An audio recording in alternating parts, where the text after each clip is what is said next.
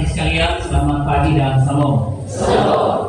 Puji Tuhan, dalam kesempatan hari ini kita dipertemukan dalam saya mendapat bagian pelayanan diatur oleh klasis yang harus melayani Bapak Ibu di sini, yang adalah bagian tidak dapat dipisahkan sebagai anggota tubuh Kristus, karena Kristus adalah kepala dari kita sekalian. Bapak Ibu sekalian, satu Alkitab yang kita pegang ini, dia hanya berbicara tentang 3 hal saja.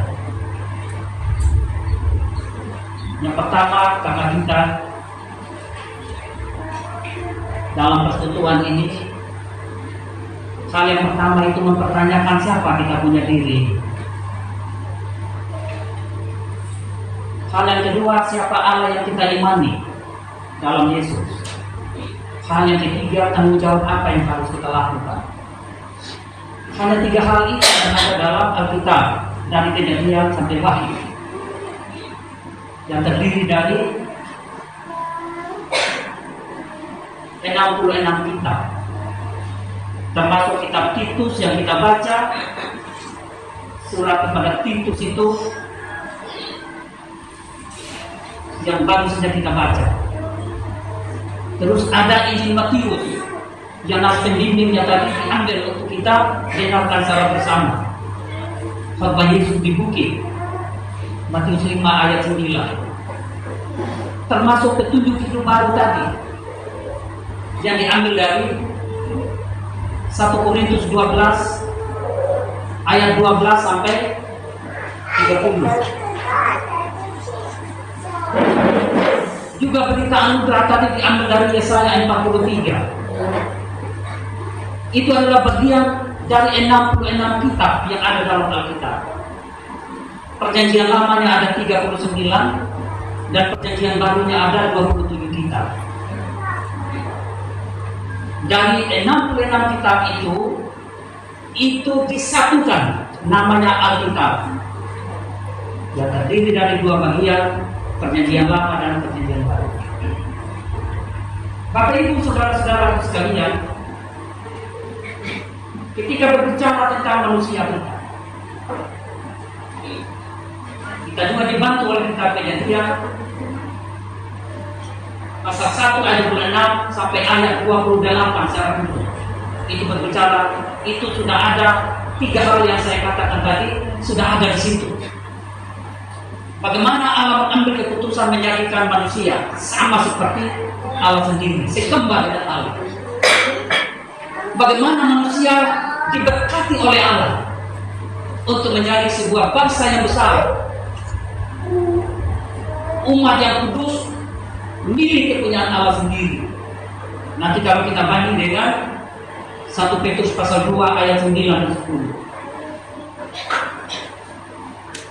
Di kitab Kejadian itu kita diarahkan untuk sungguh-sungguh menyadari bahwa kita diberi kesempatan untuk banyak, untuk ada dalam sebuah komunitas yang banyak jumlahnya.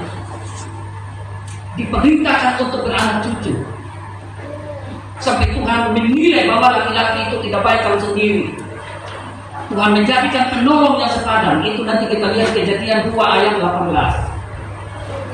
Bagaimana Allah menciptakan penolong itu yang diambil dari tulang dan daging laki-laki. Makanya disebut perempuan. Itu ada di pasal 2 ayat 23 kitab Kejadian.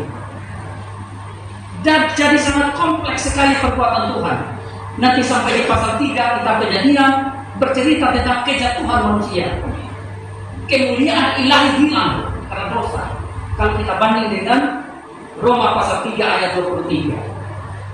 Bapak Ibu saudara-saudara sekalian, semua orang telah berbuat dosa. Kenapa seperti itu? Karena manusia itu mengambil keputusan sendiri di luar kehendak Tuhan. Tuhan bilang semua pohon boleh kamu makan buahnya, tetapi yang satu ini tidak boleh. Kalau kamu makan kamu mati. Tetapi manusia mengambil keputusan menurut maunya sendiri. Karena itu tadi di dalam nas petunjuk hidup baru kita 1 Korintus pasal 12 ayat 12 dan seterusnya tadi. Di sana kita lihat Pak. Coba lihat kita punya tangan dulu. Coba kasih lihat begini. Satu tangan ini ada 5 jari, ini 5 jari. Ada yang namanya ibu jari, ada yang namanya jari telunjuk, ada yang namanya jari tengah, ada yang namanya jari manis, ada yang namanya jari kelingking. Pertanyaannya, kenapa Tuhan tidak ciptakan kelingking tok aja? Pertanyaan, kenapa Tuhan tidak menciptakan hanya jari manis tok? Karena itu dalam sebuah ilustrasi ya, jari-jari itu bisa berbicara. Ibu jari bilang, saya paling hebat. Kalau ada sesuatu yang terpuji, dia akan kasih jempol. Jari telunjuk juga tidak merasa itu ya, merasa tidak masalah. Dia bilang saya paling hebat. Kalau ada yang indah-indah di sana, saya beritahu kepada banyak orang, itu indah sekali. Itu apa? Bukit Baitini. Dia tunjuk ya toh, itu bukit mana lagi? Teletabis. Yang negara itu satu, tidak mau pulang. Jadi tengah juga berbicara, woi, dia bilang, dari semua kalian saya yang paling tinggi sendiri. Kamu di bawah saya. Kamu tidak ada apa-apanya. Saya yang akan dilihat orang lebih dulu. Karena ini yang paling tinggi. Jadi manis juga tidak kalah. Sahabat dulu dia bilang. Kalau ada orang menikah, di jari saya ini dimasukkan cincin berlian, bukan di jari berlian. Dan kelingking juga tidak kalah juga. Wah, walaupun saya kecil, kamu pernah dengar itu kecil-kecil cabai rawit itu, tapi pedis dengan ini. Kalau tubuh ini telinganya gatal, ibu jangan tidak bisa berkorek ini. Pasti saya ini paling masuk sampai ke dalam. Enak. Bapak Ibu saudara-saudara sekalian, mari kita lihat ini. Dibandingkan dengan nas petunjuk hidup baru kita tadi, kalau Tuhan kasih hanya mata di tubuh kita, itu sama dengan anak dewasa. Dia orang ini satu jadi umat. Atau kita suruh penunjuk angkat apa namanya? Angkat itu mimbar. Atau ibu jari angkat itu mimbar sendiri, Pak. Atau jari tengah angkat itu mimbar sendiri. Atau jari manis kalau angkat sendiri. Atau jari kelingking coba saya mau angkat pakai ini jari. Pasti tidak mau. Tapi kalau 5 jari ini bersatu, tidak ada yang tidak dapat diselesaikan. Bapak Ibu saudara-saudara sekalian, kita tidak kebetulan telah berada pada minggu terakhir dari bulan keluarga kita. Berbicara soal keluarga,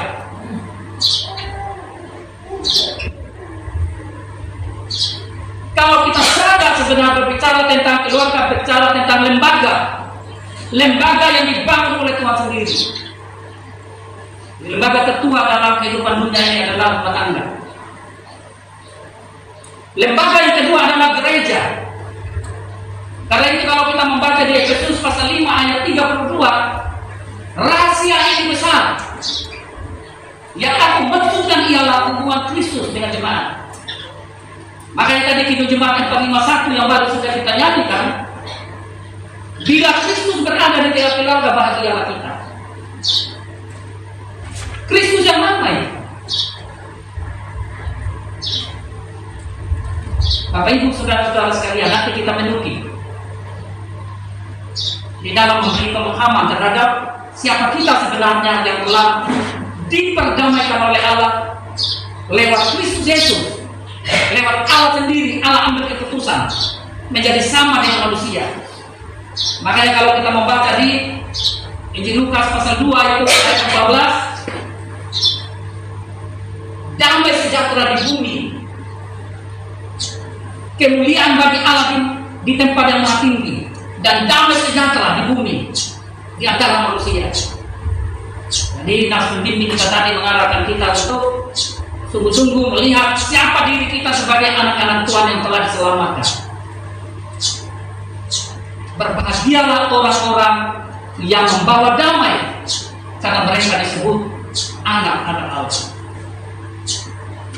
Kalau kita bandingkan yang 1 Petrus pasal 2 ayat 9 dan 10, kamu pada awalnya bukan anak, bukan umatku, tetapi sekarang kamu diberi nama yang baru. Kamu adalah anakku, kamu adalah imamat yang berjanji, bangsa yang kudus, umat kepunyaan Allah sendiri, supaya kamu memberitakan damai sejahtera dari Allah, kasih Allah di dalam Yesus.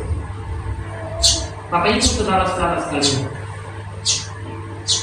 adakah hal-hal yang kita renungkan secara baik dalam panggilan kehidupan rumah tangga? Surat kepada Titus tadi menarik bagi kita. Bagaimana Titus itu mengungkapkan hal-hal kebenaran, memperlihatkan perilaku yang benar, memberi nasihat kepada yang tua, memberi nasihat kepada yang masih muda, memberi nasihat kepada para hamba. Supaya apa? Supaya mereka menjadi umat Allah yang mencerminkan kehadiran Allah yang menghadirkan damai sejahtera. Bapak Ibu, saudara-saudara sekalian,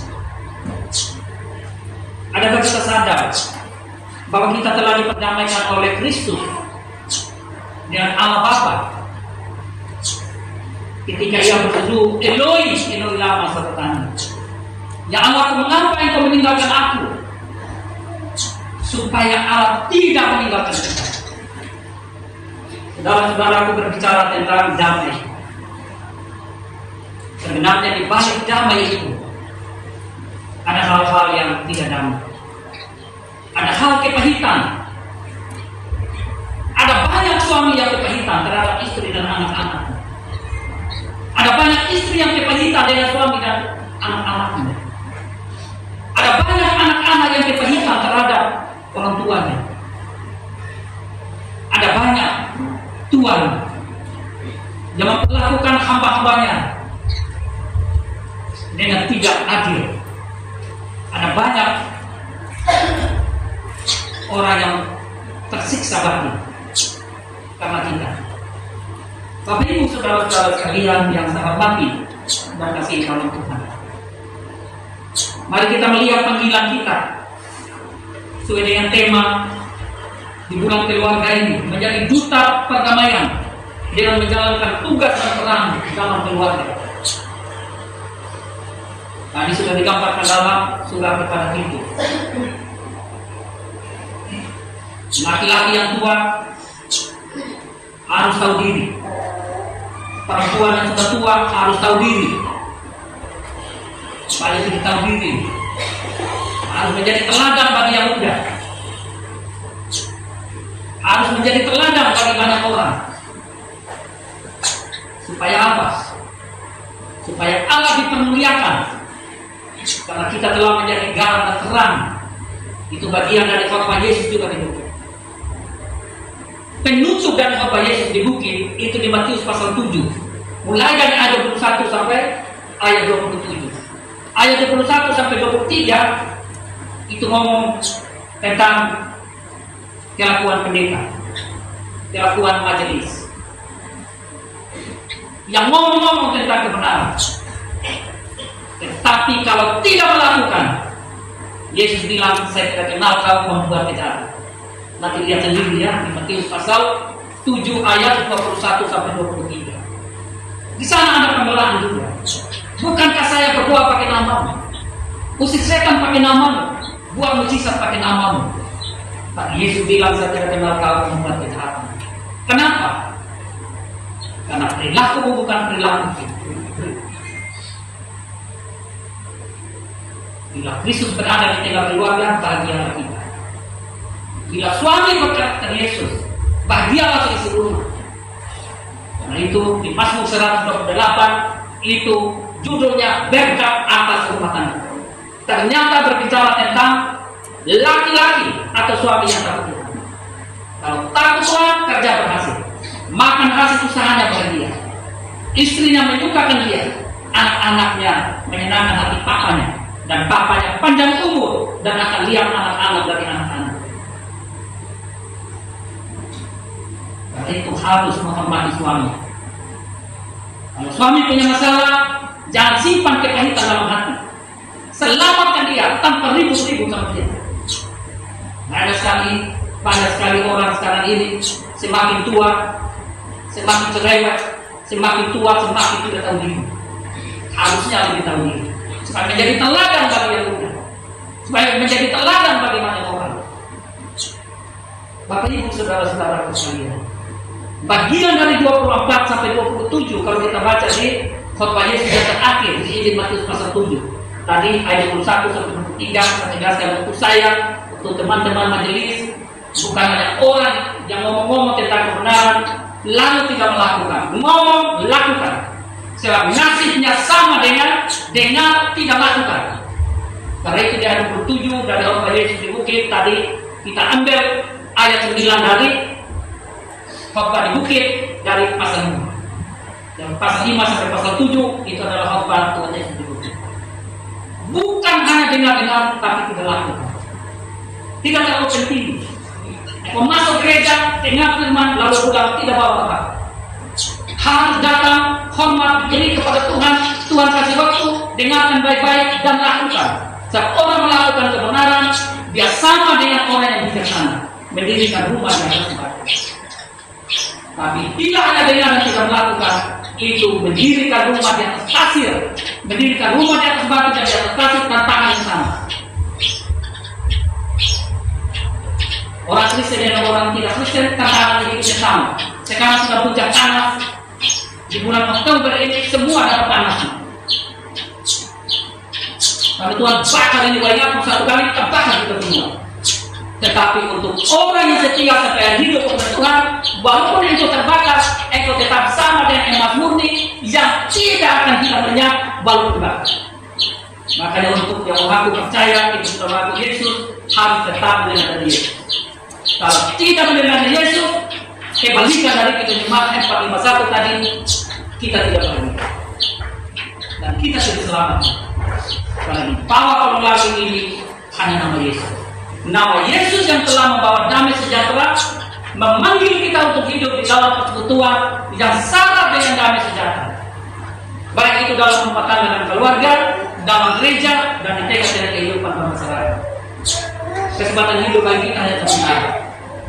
Selalu dapat memberi kepada pakarnya. Kalau saya tidak salah, cucunya yang meninggal kemarin. Tidak sakit toh, masih di sekolah. Kita dengar masih ambil pupuk, lalu ketik buah jambu, membawa untuk temannya di PPA. Begitu dia tidur, mamanya membangunkan untuk ke PPA, tetapi dia sudah sangat melemah. Dibawa ke rumah sakit bilang nafasnya sudah tidak ada. Sadarkah kita sekalian Bapak Ibu, yang membuat kita hidup sekarang ini karena Tuhan mau ambil kita bernafas. Karena nafas yang ada pada setiap pribadi kita adalah nafas Tuhan. Karena itu kalau mau lihat orang lain, jangan lihat dia di luar kita, tetapi lihatlah orang lain adalah saya dalam bentuk dia, supaya saya tidak hidup semena-mena. Saya menghormati dia sama seperti saya menghormati satu diri, karena saya tahu dia adalah saya dalam bentuk dia. Tapi kalau kita lihat orang, dia adalah dia, saya adalah saya, nah engkau mati sudah di situ. Engkau jatuh sudah di situ. Tapi untuk orang yang punya cara pandang bahwa dia adalah milik Tuhan dan dia memperlihatkan karakter Tuhan dalam hidupnya, maka pasti dia bahagia kalau dia berkorban untuk orang lain. Pasti juga kita yang diberi perhatian oleh orang lain, kita merasa bahagia bahwa Tuhan lewat orang lain itu lagi menguatkan, menghibur, dan mengarahkan saya untuk kembali ke jalan Tuhan. Seringkali dalam hidup ini kita pelihara nilai-nilai yang tidak baik dalam kehidupan kita. Karena itu Bapak Ibu saudara-saudara sekalian, yang saya hormati dan saya kasih dalam Tuhan, kenallah dirimu yang baik. Apapun keadaanmu, jangan hilang sukacita dan damai sejahtera. Karena Kenapa? Karena persoalan hidup ini yang kelihatan adalah bersifat sementara. Kalau saya untuk diri saya sendiri, saya sudah selesai.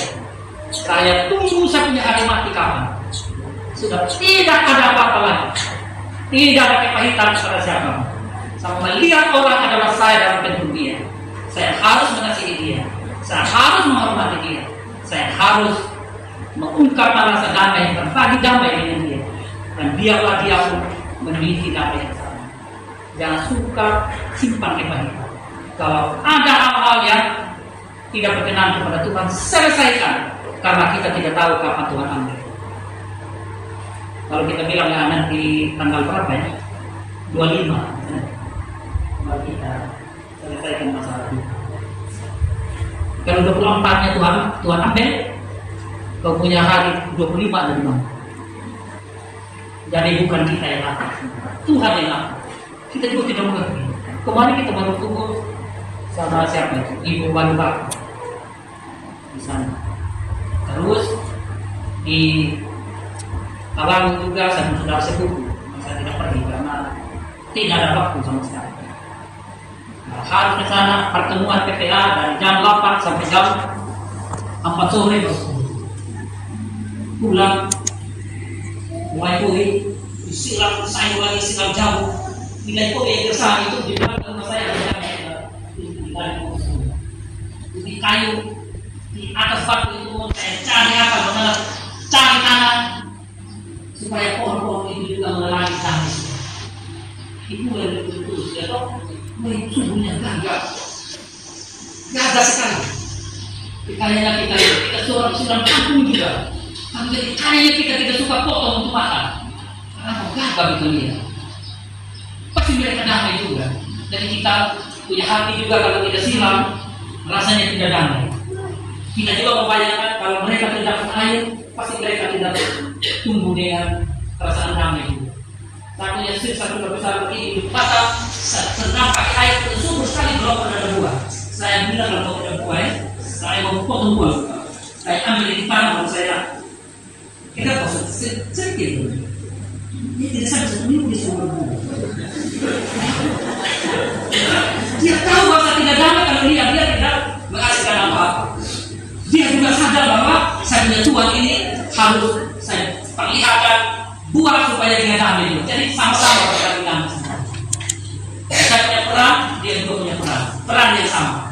Saya ada untuk dia ada juga untuk saya. Sampai kapan kita bersama-sama ada? Oh itu Tuhan yang atur. Nah sebelum kita tidak ada dalam hidup ini, kembali berdamai dengan diri sendiri, berdamai dengan orang lain, dan kita harus sungguh-sungguh hidup dalam damai. Nah, hidup dalam damai pasti bahagia. Hidup dalam kekacauan, kita bisa minta maaf dari kasih, bisa bunuh diri juga dari bunuh diri. Tapi jangan bunuh diri karena itu mati juga nanti tepat waktu. Apa bunuh diri? Hidup dalam damai sejahtera, dalam bunuh diri karena memperlihatkan perilaku yang salah dengan panggilan damai sejahtera. Nah, ibu